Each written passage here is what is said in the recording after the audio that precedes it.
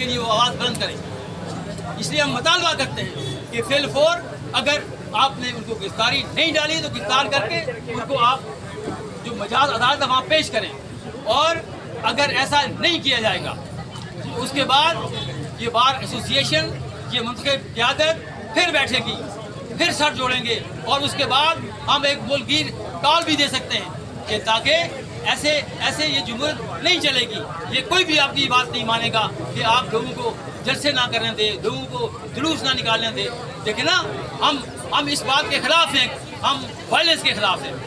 یہ ایک بطور وکیل کے بھی، بطور شہری کے بھی، اور بطور ایک ڈیموکریٹ کے بھی ہمارا یہ ایمان ہے کہ ملک میں پرامن جلسے ہونے چاہیے، ملک میں پرامن جلوس ہونے چاہیے۔ ہم 9 مئی کے جو واقعات ہوئے ہم اس کے بالکل خلاف ہیں۔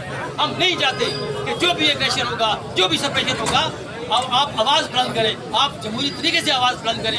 عدالتوں کو گراؤ نہیں کر سکتے، آپ تھانوں کو جلا نہیں سکتے، آپ اپنی جو اداروں کے انسٹالیشن ہیں آپ جلا سکتے۔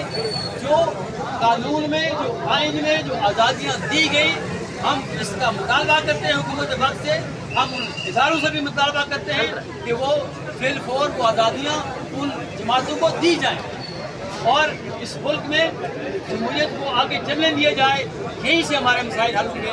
اور اگر ہمارا آج ایک ایجنڈا ہے، یہ جو 3 لوگ ہیں، اگر انہوں نے کوئی اوفینس کمٹ کیا، اگر جلسے میں کوئی ان کے ساتھ کوئی ایسی بات ہوئی تو آپ FIR درج کر کے ان کو مجاز عدالت میں پیش کریں، اس کے بعد قانون اپنا راستہ لے گا۔ لیکن اگر آپ ان کو پیش نہیں کرتے، اگر آپ ان کو کسی ٹارچر سیل میں رکھیں گے تو یہ بار کل پھر ہم بیٹھیں گے، ہم پھر یہاں اجلاس کریں گے، اور اس کے بعد شاید معاملات آپ سے کنٹرول سے باہر ہو جائیں۔ یہی گزارشات تھی۔